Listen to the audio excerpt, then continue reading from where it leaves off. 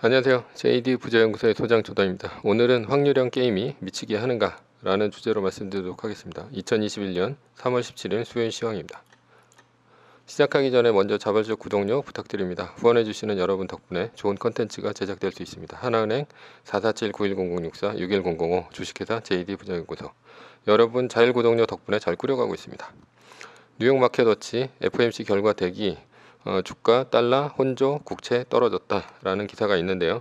어제 나스닥은 0.09% 상승했고 S&P 500 지수는 0.16%, 다우존스 지수는 0.39% 하락했습니다. 금리 이슈는 잠잠해졌고 경기 부양책 이슈가 끝나서 더 이상 다우존스 지수는 오르지 못하고 있죠. 특히 그동안 경기 부양책 이슈로 올랐던 러셀 2000이 많이 떨어졌습니다. 반면에 앞으로 실적이 좋아서 실적 장세로 갔을 때 강할 나스닥만이 유일하게 상승을 했죠. 메인 이슈입니다. FOMC 회의를 두고 시장이 잠잠합니다. 크게 오르지도 크게 내리지도 않았습니다. 사실 지지난주 급격한 금리 상승으로 나스닥 주가가 떨어지는 일이 반복되었기 때문에 지난주는 나스닥이 크게 떨어질 것으로 예상을 했습니다. 왜냐하면 나스닥이 크게 떨어져야 FOMC에서 YCC라든가 아니면 일드 커브 컨트롤 그리고 오퍼레이션 트위스트 같은 이제 시장 친화적인 정책을 이제 발표할 것이다. 뭐 이렇게 봤는데요. 그런데 갑자기 3년물 금리가 예상보다 좋은 가격에 팔렸고요. 경쟁률이 높게 나오면서 나스닥이 아주 급격히 상승을 했죠. 그리고 지난주 금요일 ECB에서 채권 매입 프로그램을 가동하면서 글로벌 자금이 유럽으로 이제 이동을 했죠. 그러면서 이제 미국 국채 금리가 이제 높게 상승을 했으나 나스닥의 주가는 크게 떨어지질 않았습니다. 따라서 더 이상 금리 이슈는 없다 이렇게 보고 있고요. 금리 이슈가 꺼지자 나스닥이 이렇게 많이 안 떨어졌고요. 금요일날 그리고 월요일날 같은 경우는 주식시장까지 이어지면서 월요일날 주식시장에서 나스닥이 상승을 했습니다. 그리고 경기 부양책 이슈에서 이제 바이든이 서명함으로써 경기 부양책 이슈가 소멸을 했고요. 예상대로 경기 민감주인 가치주들은 죄다 떨어졌습니다. 금요일에는 여행주 빼고 은행이라든가 유가라든가 이런 관련주들이 다 떨어졌는데 어제는 여행 관련주들도 모두 떨어졌습니다. 반면에 나스닥은 이틀 연속으로 올랐습니다. 연준의 파월은 주가도 안 빠지는데 오퍼레이션 트위스트나 아니면 YCC 같은 시장 친화적인 정책을 할 이유도 없고 아직 백신 보급 전인데 테이퍼링이나 이런 것들을 얘기하면서 시장을 개판으로 만들 이유도 없죠. 따라서 한국 시간으로 내일 새벽 파월이 헛소리만 안 한다면 나스닥은 오르고 다우가 떨어지면서 성장주가 실적 장세를 이끌어 갈 것으로 보입니다. 지지난주 급격한 나스닥의 하락은 실적 장세를 앞두고 기관이 개미를 털어먹기 위해 금리 인상을 앞세워서 벌인 짓이 아닌가 이렇게 보입니다. 애플이나 엔비디아 등 기술주들은 모두 올랐는데 테슬라는 어제 떨어졌죠. 테슬라는 폭스바겐의 비전 발표 때문에 떨어졌습니다. 폭스바겐은 4년 내 테슬라 꺾고 세계 1위 전기차 업체가 되겠다 라는 이제 기사가 있는데요. 폭스바겐은 이 자리에서 올해 100만 대의 전기차를 고객에게 인도할 것이며 늦어도 2025년까지 전기차 부분에서 테슬라를 꺾고 선두에 오르겠다 이렇게 밝혔습니다.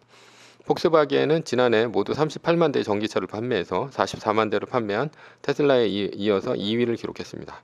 테슬라 50만 대 팔았다고 했는데 이 기사는 지금 어떻게 됐는지 모르겠습니다. 이 기사를 보면서 이제 전기차 시장이 모두 오르는 시장이 아니라 과점 형태로 가는 레드 오션으로 변하고 있다. 이렇게 보입니다. 어느 시장이건 처음 시장이 형성이 될 때는 성장성이 굉장히 높기 때문에 모두 주가가 오르고 시작이 되는데 이러다가 이제 경쟁이 치열해지면서 치킨 게임을 하니까 주가가 떨어지고 망하는 기업도 생기는 이런 시기를 지나게 되죠.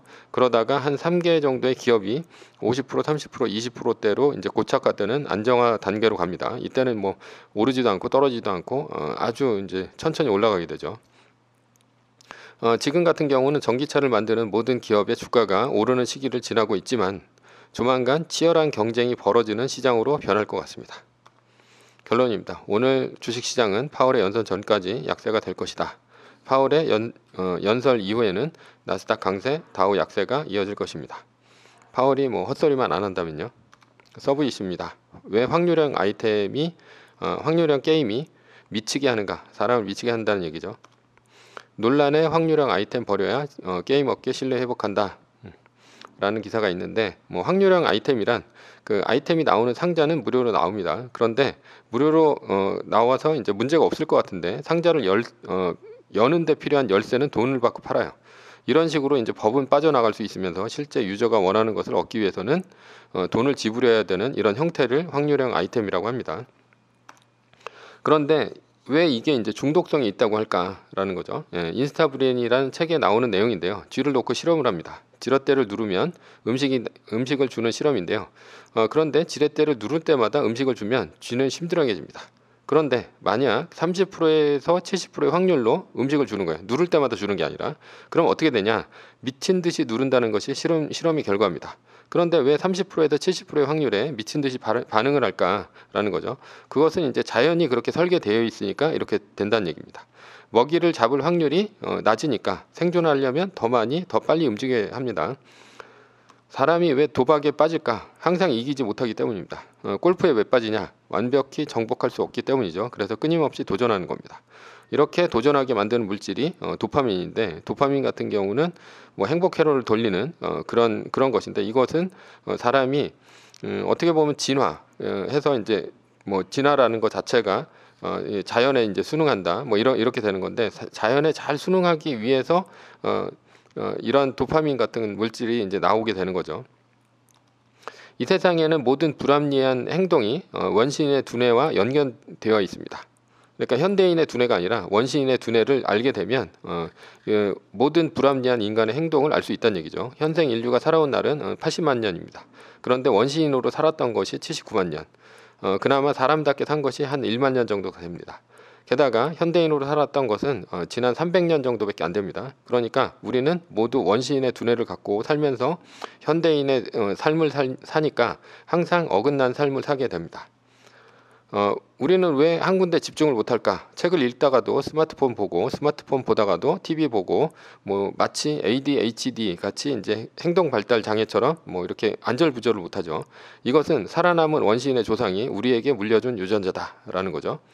자, 원시인은 어떻게 죽었냐? 심혈관계 질환이나 심장병, 당뇨병 이런 합병증으로 죽었을까? 뭐 아닙니다. 대부분 누구한테 맞아 죽거나 아니면 굶어 죽었습니다. 거의 대부분이 그렇습니다. 그래서 뭐 평균 수명이 30도 안 됐죠. 따라서 우리는 끊임없이 경계를 잘하는 원시인의 조상이 살아남았을 확률이 높고요. 그로 인해서 우리는 항상 경계를 하도록 되어져 있습니다. 그러니까 한 곳에 집중을 못하는 것이 당연합니다. 특히 앉아서 하는 일은 특히 집중을 못하는 거죠. 소위 정찰을 하면 도파민이란 물질이 만들어지는데, 즉 멀티태스킹을 하면 행복 회로가 돌아간다는 얘기입니다. 그러니까 한 군데 집중한다기보다는 계속 주위를 돌아보는 그런 일을 한다면 도파민이라는 물질이 계속 나온다는 얘기죠. 뇌 영상을 찍어보면 도파민은 동기부여의 물질입니다. 그래서 이것은 이제 원시 시대를 갈 때 필요한 건데, 뭐 지금 현대를 살아가는데도 아주 이런 물질은 별로 필요가 없죠. 왜냐하면 이제 집중을 해서 공부를 잘하는 뭐 이런 사람들이 필요한데, 그런 사람들보다는 이렇게 경계할 필요가 없는 현대 사회에서도 끊임없이 경계를 하는 것이 계속해서 도파민을 배출하는 그런 행동이 된다는 얘기죠. 그런데 의외로 걷거나 뛸 때는 집중이 잘 됩니다. 저는 아침에 주로 이제 운동을 하면서 유튜브를 많이 듣는데, 많이 걷고 뛸수록 더 많은 아이디어가 떠오릅니다. 왜냐하면 원시인은 걷거나 뛰면서 사냥을 했고요. 오히려 움직일 때 집중을 더 잘하는 유전자가 살아나기 때문이죠. 우리는 왜 뚱뚱할까? 원시인 A가 있다고 이제 칩니다. 그래서 이제 과일나무를 발견했어요. 그런데 원시인 A는 적당히 먹는 원시인이에요. 그러니까 A는 적당히 먹는 원시인이다 이거죠. 그러니까 적당히 먹고 배부르니까 집에 갔습니다. 다음날 과일나무로 오니까 과일이 하나도 없습니다. 자, 원시인 B가 있어요. 과일나무를 발견을 했습니다. 그런데 원시인 B는 적당히 먹는 게 아니라 배가 터지도록 먹는 원시인입니다. 그러니까 배가 터지도록 먹고 집에 갔다가 다음날 오니까 과일이 하나도 없는 거예요. 자, 그러면 원시인 A와 원시인 B 중 누가 살아남았을까라는 거죠. 결국은 원시인 B가 살아남았을 확률이 크다라는 거죠. 자, 현대입니다. 현대는 어떠냐? 음식점에 가면 돈만 있으면 얼마든지 먹을 수가 있습니다. 그런데 우리는 원시인의 뇌를 갖고 현대를 살아가고 있죠. 뷔페에 가서 거기 있는 음식을 배가 터지도록 먹습니다. 그리고 다음날 또 음식점에 가서 배가 터지도록 먹습니다. 그렇게 먹을 필요가 없는데도 불구하고, 왜냐하면 이제 굶을 필요가 없죠. 굶어서 죽을 이유가 없는데 배가 터지도록 먹는 거죠. 우리는 원시인의 뇌를 갖고 현대를 살아가기 때문에 벌어지는 일이고 결국은 비만으로 인해서 당뇨병을 갖게 됩니다. 사람의 인내력은 시험하지 말라고 했습니다. 그래서 과자를 사고 먹지 말자고 하면 먹지 말자고 인내하면 안 된다는 얘기예요. 왜냐하면 사람의 인내력은 아주 나약하기 때문이죠. 따라서 과자를 집에 두지 말아야 된다. 그러니까 과자를 사지 말아야 된다는 거예요. 과자를 두고 먹지 말아야 된다 이렇게 생각하는 게 아니라 과자를 아예 사지 말아야 된다는 얘기입니다. 술, 담배 끊는 것보다 다이어트 하는 것이 더 어렵습니다. 술, 담배는 끊고 안 먹고 안 피면 되지만 다이어트는 아주 조금씩 먹는 버릇을 들여야 하기 때문이죠. 술을 한 잔만 먹을 수 있냐라는 거죠. 담배 피는데 담배 한 개 피면 필 수 있냐? 담배 한 모금만 빨 수 있냐라는 거예요. 그럴 수 없죠.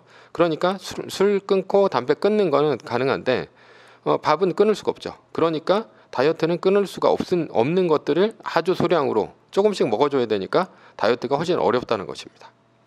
행복은 짧고 왜 불안은 길까라는 거죠. 원시인은 사냥에 성공해서 행복을 길게 갖고 가면 안 됩니다.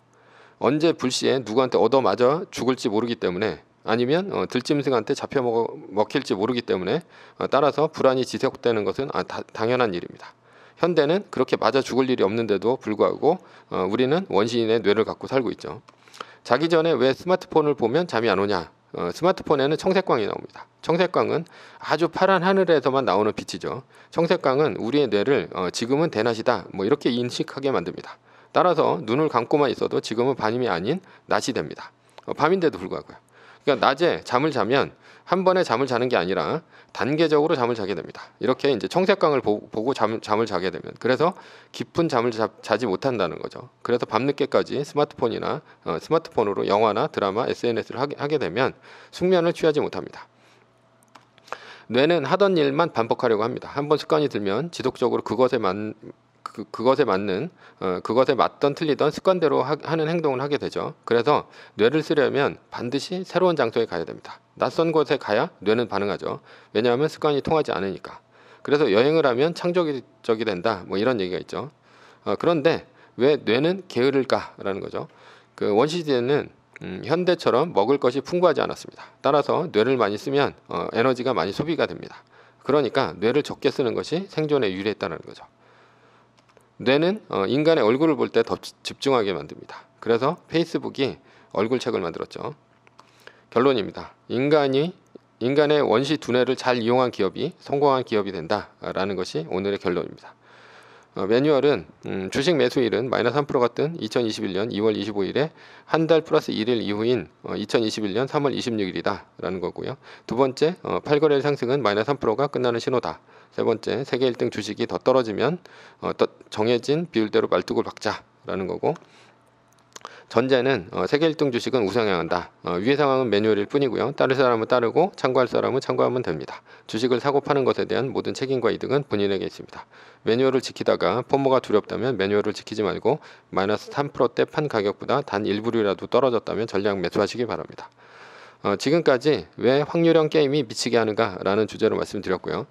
JD 부자연구소의 소장 조던입니다. 컨텐츠가 좋았다면 구독, 좋아요, 알람 설정 부탁드립니다. 감사합니다.